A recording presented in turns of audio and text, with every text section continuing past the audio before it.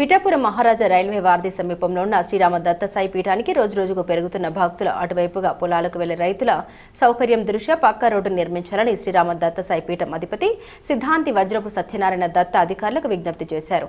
అలాగే పిఠాపురం పట్టణంలో పగలు కూడా నిరవధికంగా వెలుగుతున్న వీధి లైట్లను నిలువరించి విద్యుత్ ఆదా చేయాలని బీజేపీ సీనియర్ నాయకుడు బుర్రి మురళీధర్రావు కోరారు.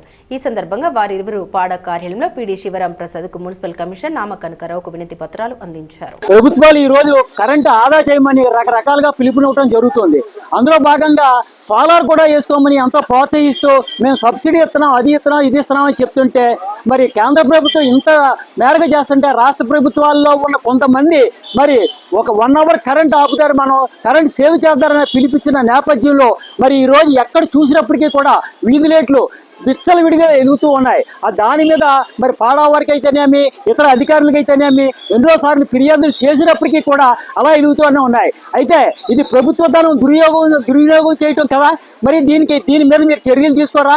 ఈ డబ్బు కాదా, ఇది పెదరలు కాదా అని భారతీయ జనతా పార్టీ ఎన్నోసార్లు ప్రశ్నించింది. అయినప్పటికీ కూడా యథా రాజా తథా ప్రజాగా మరి ఇక్కడ ఉన్న ఉప ముఖ్యమంత్రి వర్యులు కూడా మరి చెడ్డ పేరు తీసుకొచ్చే విధంగా అధికారులు వ్యవహరించడం ఎంతవరకు సమంజసం అని భారతీయ జనతా పార్టీ తరఫున మేము ప్రశ్నిస్తాం.